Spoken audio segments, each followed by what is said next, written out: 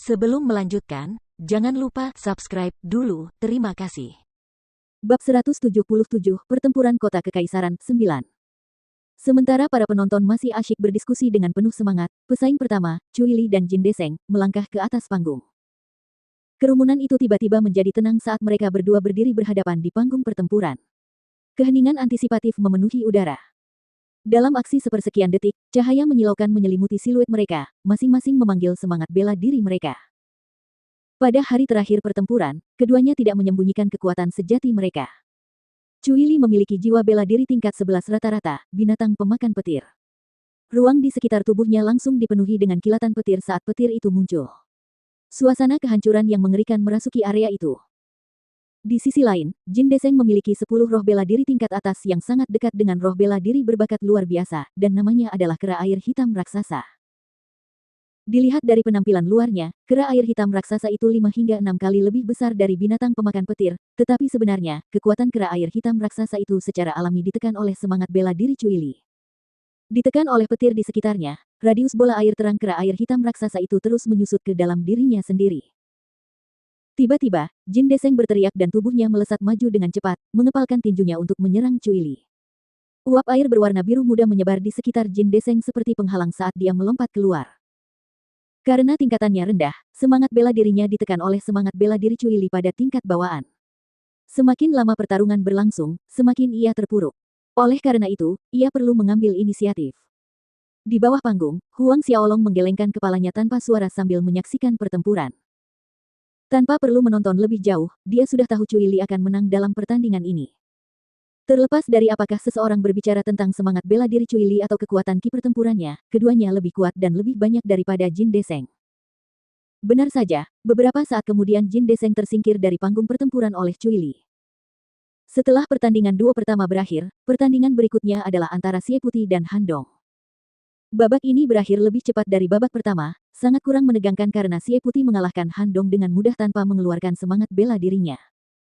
Kelompok ketiga, Huang Xiaolong melawan Yang Gang. Setelah hasil pertandingan Xie Putih dan Han Dong diumumkan, suara Cheng Jian terdengar lagi. Saat suara Cheng Jian jatuh, Huang Xiaolong dan Yang Gang berdiri bersamaan. Kedua lawan saling bertukar pandang. Yang Gang mencibir Huang Xiaolong dengan nada mengejek lalu melangkah maju di depannya menuju panggung pertempuran. Huang Xiaolong dengan tenang mengikutinya di belakangnya dengan langkah yang tidak tergesa-gesa. Semua mata penonton tertuju pada mereka dengan penuh harap saat Huang Xiaolong dan Yang Gang berdiri berhadapan di atas panggung. Cui Li duduk di bawah panggung dan tetap fokus pada kedua sosok itu sepanjang waktu. Yang Gang menatap Huang Xiaolong, menyeringai percaya diri, bagaimana rasanya tidur di jalanan tadi malam. Lumayan, kan? Berhenti sejenak untuk memberi kesan, Yang Gang melanjutkan, bangsawan muda yang tak berperasaan memintaku untuk menyampaikan pesan kepadamu, ini baru permulaan. Huang Xiaolong mencibir, oh gelombang, benarkah? Diikuti dengan menggelengkan kepala dengan penuh penyesalan, sayangnya. Sayangnya apa? Wajah Yang Gang tampak muram. Sayangnya, mereka yang menjadi anjing orang lain biasanya tidak berumur panjang, jawab Huang Xiaolong dengan acuh tak acuh. Kau. Kemarahan dan niat membunuh meledak di mata Yang Gang. Cahaya beriak di sekujur tubuhnya saat arus energi hitam suram menyebar dengan cepat dengan semburat dingin biru es yang bercampur. Itu adalah binatang buas yang tampak seperti persilangan antara singa dan harimau. Tubuhnya hitam pekat dan memiliki sepasang mata biru es, melayang di udara di belakang Yang Gang. Inilah roh bela diri Yang Gang, roh bela diri bertalenta 12 tingkat atas, binatang yin surgawi. Binatang yin surgawi dari dunia roh bela diri mengandung energi yin yang paling gelap dan paling lentur di antara roh-roh bela diri. Begitu binatang yin surgawi miliknya muncul, momentum Yang Gang melonjak. Ia menatap Huang Xiaolong dengan ekspresi dingin, berteriak, sudah kubilang sebelumnya, sebaiknya kau jangan bertemu denganku di panggung, kalau tidak, kau tidak akan bisa keluar dari sini sendirian. Panggil roh bela diri naga hitam ilahi Anda. Huang Xiaolong menggelengkan kepalanya, untuk mengalahkanmu, aku tidak perlu memanggil roh bela diriku. Apa? Di bawah panggung, semua orang yang mendengar kata-katanya tercengang dan itu menyebabkan seseorang berseru kaget. Huang Xiaolong benar-benar mengatakan dia bisa mengalahkan Yang Gang tanpa memanggil roh bela dirinya. Bahkan Cui Li dan Xie Putih pun tercengang ketika mendengar pernyataan Huang Xiaolong. Di panggung tamu tempat Duan Wuhen duduk dengan sikap malas, awalnya dia bersandar dalam-dalam ke kursi, tetapi bahkan dia tidak dapat menahan diri untuk sedikit menegakkan tubuhnya ketika mendengar apa yang dikatakan Huang Xiaolong. Sedikit percikan minat bersinar di matanya. Hal yang sama juga terjadi pada Cheng Jian dan Menteri Kekaisaran Duan Ren lainnya. Ketidakpercayaan melanda kerumunan saat mereka mendengar Huang Xiaolong berani mengucapkan pernyataan sombong seperti itu. Mengalahkan Yang Gang tanpa mengandalkan semangat bela dirinya. Bagaimanapun, masyarakat berpendapat bahwa kekuatan Huang Xiaolong hampir sama dengan Yang Gang. Pulih dari keterkejutan mereka, semua orang diam-diam menggelengkan kepala dengan pikiran serupa yang terlintas di benak mereka, kesombongan Huang Xiaolong ini sudah keterlaluan.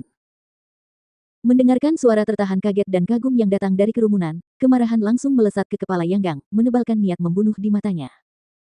Baiklah, baiklah.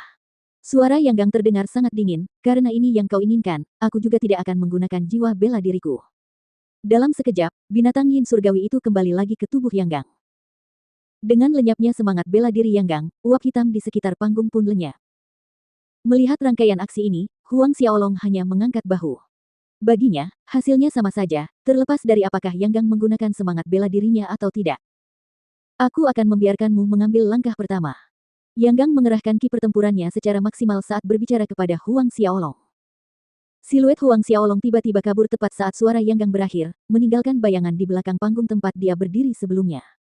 Sebelum seseorang bisa berkedip, dia sudah tepat di depan Yang Gang. Baiklah, dia menawarkan, jadi, Huang Xiaolong tidak perlu bersikap sopan.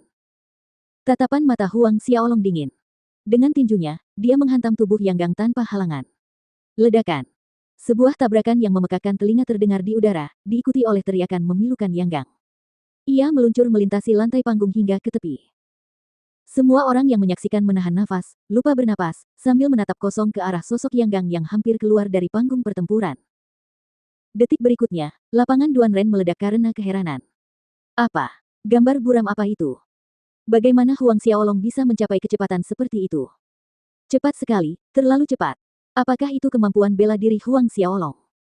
Banyak yang merasa ragu dan tidak percaya. Ekspresi terkejut dan gembira muncul dari kerumunan saat mereka menatap tajam ke panggung pertempuran. Xie Putih yang tadinya menonton dari bawah panggung tiba-tiba berdiri, merasa sangat terkejut. Cui Li, Pang Yu, Dai Sani, dan yang lainnya juga ikut berdiri dari tempat duduk mereka seperti Xie Putih. Satu pukulan dari Huang Xiaolong membuat Yang Gang terpental. Yang Gang bahkan tidak sempat bereaksi. Sebelum ki pertempuran Huang Xiaolong menembus ranah Xiantian, kemampuan jiwa bela dirinya, Phantom Shadow, telah mencapai kecepatan yang sebanding dengan Fei Hou, dan setelah melangkah ke ranah Xiantian, efektivitas kemampuan keterampilan bela dirinya meningkat lebih dari 2 kali lipat. Ditambah lagi dengan kesombongan dan kecerobohan Yang Gang, tidak mengherankan jika ia dikalahkan oleh Huang Xiaolong. Di atas panggung utama, Duan Wuhen memandang dengan penuh minat, duduk lebih tegak dari sebelumnya saat dia berbicara kepada Cheng Jian, sepertinya kita semua meremehkan Huang Xiaolong. Cheng Jian yang terkejut baru kembali sadar ketika Duan Wuhen bicara dan mengangguk bodoh. Bukan hanya mereka berdua, bahkan Kaisar Duan Ren mereka telah meremehkan Huang Xiaolong. Sebelumnya, Kaisar Duan Ren menduga Huang Xiaolong memiliki kekuatan untuk bersaing memperebutkan posisi 10 besar, tetapi sekarang. Cheng Jian tersenyum getir dalam hati. Kenyataannya, tampaknya, Huang Xiaolong tidak hanya memiliki kemampuan untuk bergulat memperebutkan posisi 10 besar. Dilihat dari kecepatannya tadi, Huang Xiaolong memiliki kekuatan untuk bersaing dengan Xie Putih untuk posisi pertama. Ketika Huang Xiaolong berkata bahwa ia dapat mengalahkan Yang Gang tanpa memanggil roh bela dirinya, banyak yang mengira Huang Xiaolong sangat sombong. Pada saat ini, tidak ada yang meragukan kekuatan Huang Xiaolong. Suara-suara dari kerumunan terdengar naik turun. Di atas panggung, Huang Xiaolong melangkah perlahan ke arah Yang Gang dengan ekspresi dingin di wajahnya, menasihati, lebih baik kau memanggil jiwa bela dirimu. Jika tidak, kau bahkan tidak akan memiliki kesempatan untuk melawan. Yang Gang bangkit dari posisinya, menyeka darah yang mengalir dari mulutnya sambil menatap tajam ke arah Huang Xiaolong. Ada amarah, penghinaan, dan pembunuhan yang intens, tetapi pada saat yang sama dia mengerti bahwa apa yang dikatakan Huang Xiaolong adalah fakta. Jika dia tidak memanggil roh bela dirinya, dia benar-benar tidak akan memiliki kemampuan untuk melawan serangan Huang Xiaolong. Ketika Huang Xiaolong menunjukkan kemampuan roh bela dirinya, itu terlalu cepat baginya.